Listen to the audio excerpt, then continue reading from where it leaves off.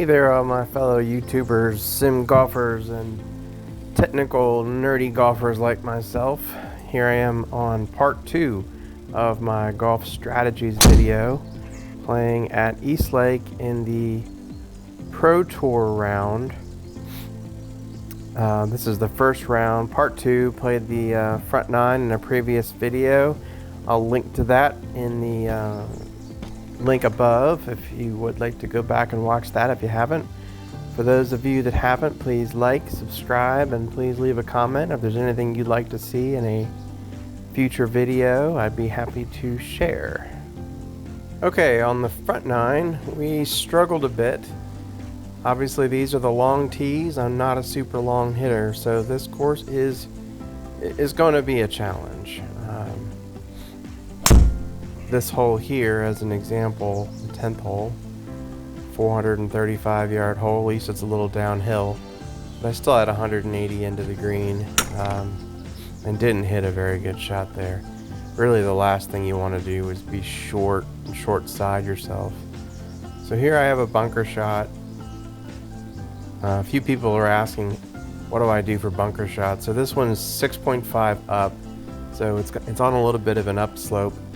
What I found on bunker shots is that basically the shot will carry about 60% of what you expect. So if you hit a 10-yard shot, it's going to carry about 6 yards. Now that's on a level lie. This shot here is 6.5 degrees upwards, so it's going to be more like 2 to 1. Carry at 12, in game will end up 6. Now that's for me and my loft. I like to open the face, try to add a little spin. You may open it even more. I'm playing a 60-degree wedge. You might be hitting a 64-degree wedge. That's going to change things, obviously. My shot is launching at 33 degrees, so your mileage may vary there. If you hit the ball a little bit higher, it's not going to run as far. If you hit the ball a little bit lower, maybe with less spin, it's going to roll out more. So, but those are my numbers. Again, I would try to go to a practice hole, try some shots, and figure out what your numbers are. Mine aren't perfect. It's not like it's 60% all the time for me, but that's roughly where I start things. Again, really trying not to short side myself. Left here is pretty much dead. The short bunker wouldn't have been impossible, but that left bunker is straight downhill. As you can see, I'm going straight uphill. So I use the BLI on chips and pitches. I'm mostly concerned with uphill, downhill. The brake's gonna take a little bit into effect, but this one's significantly uphill. Somebody had asked in the previous video what I meant by max brake. So I use the BLI and I kind of scroll up and down. You can see I'm doing that now. Pretty much the maximum that line is, the max length on a 10-foot putt, on a 10 stemp, on a consistent putt, it is going to make the ball break that amount on a 10-foot putt. I double it for 20, I triple it for 30, etc.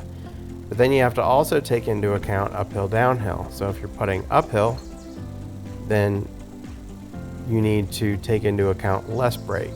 If you're putting downhill, more brake. Those are at least the way I start things on a 10-foot putt. That max brake condition, and then you kind of have to go from there. Pretty good drive here on 12. Ball speed could be better, but really good contact and very good smash. 1.46 for smash here is really solid. 1.5 is supposed to be high smash, although I think I've seen 1.52. Or I believe that's supposedly the max. Kind of stuck in that 99 range with club head speed, but continuing to work on that.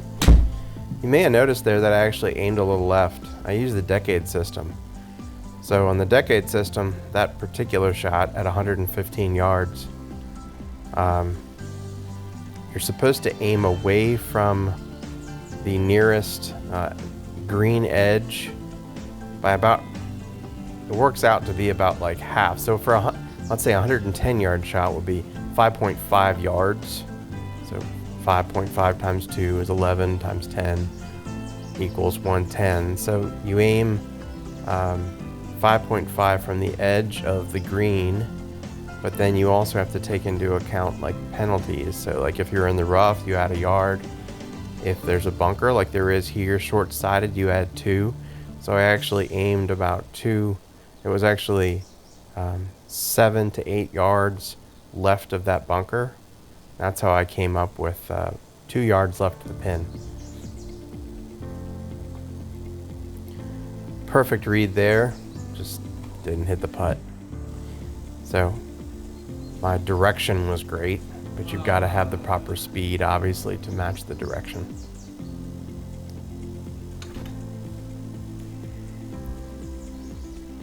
Now that the Tour Championship has actually taken place, hopefully some of these holes are a little more familiar to everyone at East Lake 13.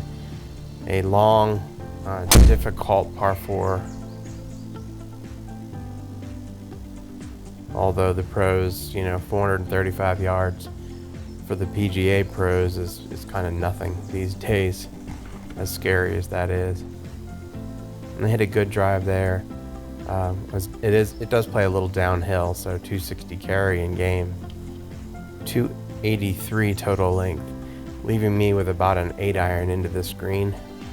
Again, I'm playing a couple yards right of the pin here. I want to stay slightly right of the pin, away from that bunker, and definitely don't short side yourself. Like long left here would be dead. So short right's really a nice shot. Leave me 11 feet under the hole. See what kind of break we have here.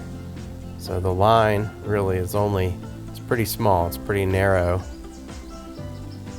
Right to left, obviously, and uphill 6 inches. So as I said earlier, it's 11'3". I round up, so 12, add 6, 18. I'm going to try to hit this like a 20-foot putt, and I reduced the break a little bit because it's uphill, and made that one.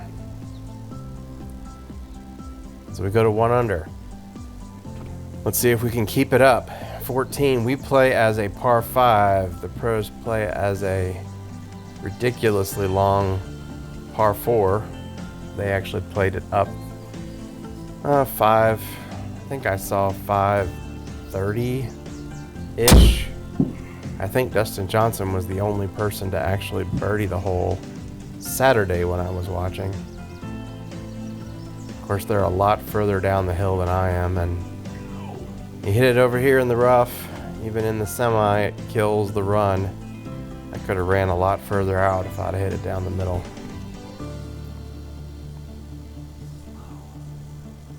Alright, this one looks like I'm setting up to try to hit it about 220.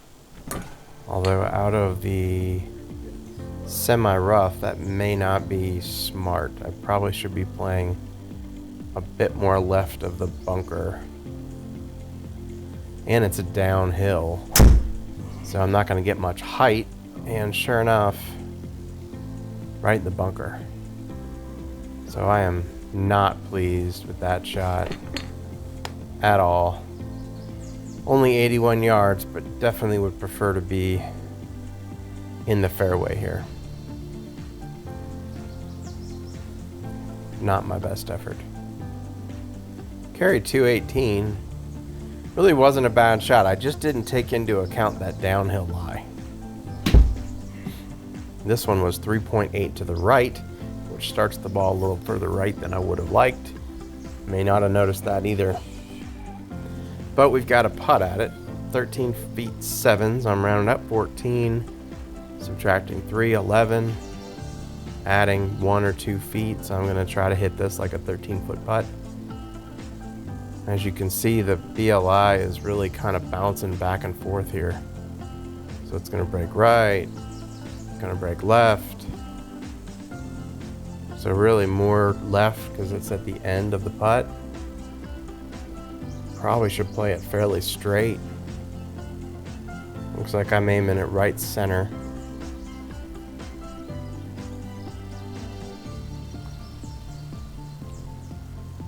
I just simply hit it too hard. I think I had the read there. I think I would have made that putt, but you know, I knocked it 6.5 feet by. That's too hard. That's uncalled for. No reason to do that. One of those where you get locked into the speed and you locked into the line and you forget about the speed. Alright, so this one's 7, 8, 9, 10, 11-ish. So I try to hit like an 11-foot putt. Knock that one in. Alright, 205. So this one's tough for me. I think I've got 5 wood here. Yeah. Which is a 205, 210 carry club. And as you can see, I'm waving this one goodbye. And oh my goodness, what a break. So that's honestly got 2 really good breaks in this round. One on the front 9 and there one on the second. I hit plenty of club carry wise to get there and I hit it terrible. You see I hit it way down in the heel, low on the face, and carried 20 yards shorter than normal.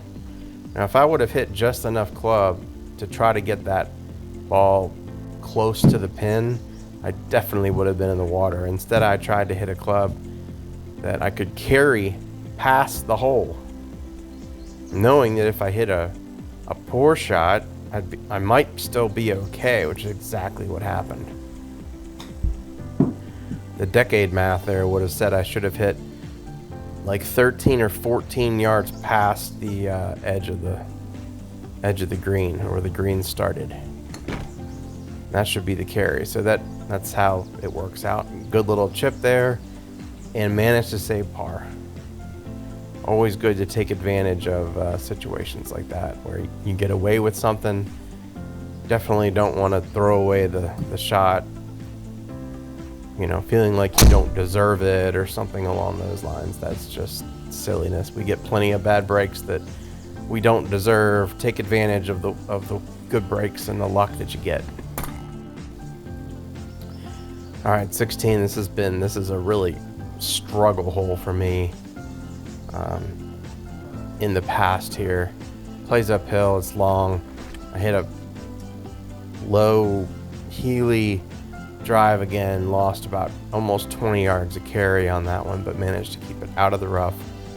I probably have 5 wood here as well. May have even hit 4. No, 5 wood, 208 carry. Really want to just be on the middle of the screen. I'm not trying to go anywhere near that pin. Right of that pin, everything falls off, major drop off. So just try to make your par here and move on. Okay, so 43 foot 8 inches, so 44.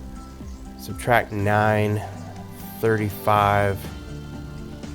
As we've talked about, I don't think it plays 1-to-1. So I'm probably trying to hit this about 40 feet.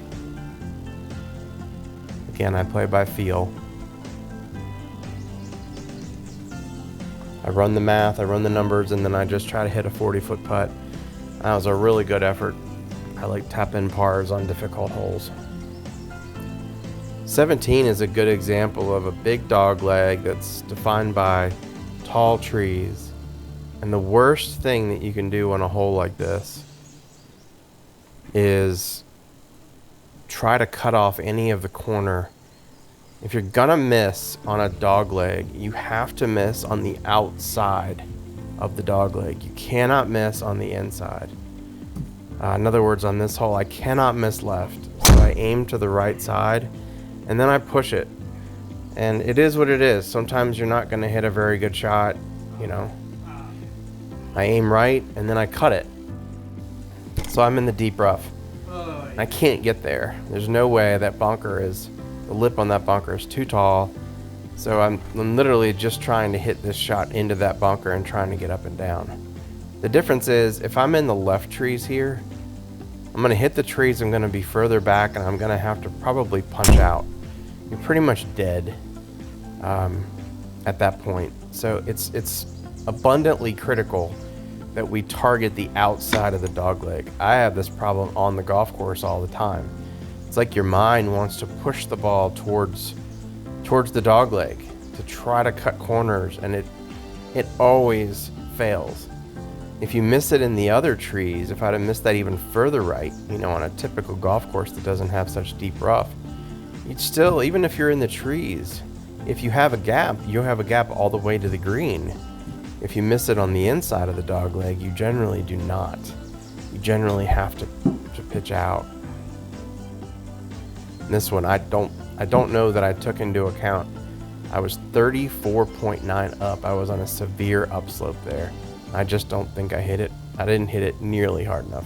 14.2 carry, only went 4.5 in game. So I think that's one thing that people are missing. You got to look at the up slope and the down slope. This one here, 18 feet, 5 inches up, so 23. I doubled it, but then I probably stuck with that number since it's 5 inches up, and I knocked in the putt. Huge saver there for sure. So that's 2 pars in a row where we're at least on 15 and 17 where I didn't hit great shots, but I made good recoveries. 18, again, I see too many people in these left trees. Left trees here are dead. I would rather be in the deep rough right than the left trees. You got to play to the side that makes sense. I'm aiming a little to the right. I hit this one pretty good. I hit it very straight, just a hair low on the face. Got a nice little kick off that side wall. I'm not getting home here. I didn't reach the slope. I needed probably 30 more yards, at least 30 more yards, 280. So all we're gonna do is try to position ourselves for a nice wedge. That bunker on the right was new a couple years ago. I actually had to add it to the game. It wasn't there originally. And I also noticed that there's trees removed. As I watched the Tour Championship, there was a storm that hit some of the trees on number 8 left of the green and between 8 and 9 that I need to go back in and remove from the game, because there's about 6 or 7 trees that got hit in a lightning storm they had to remove. That's the beauty of these games. You can just continue to update the course as it's updated in real life, which is pretty cool. All right, 75 yards. To me, I do the wedge system where you hit like half sand wedge, 3/4 sand wedge, half lob, 3/4 lob, and kind of find your numbers. This is a perfect 3/4 sand wedge. Unfortunately, I hit it fat, which reduced the backspin to 6,500 instead of 8,000 plus. So I got a little extra run, but not a great shot. Definitely carried it shorter than I'd like. But regardless, you make the putt, does it matter? 13'4", 4 inches up. Let's see what we can do.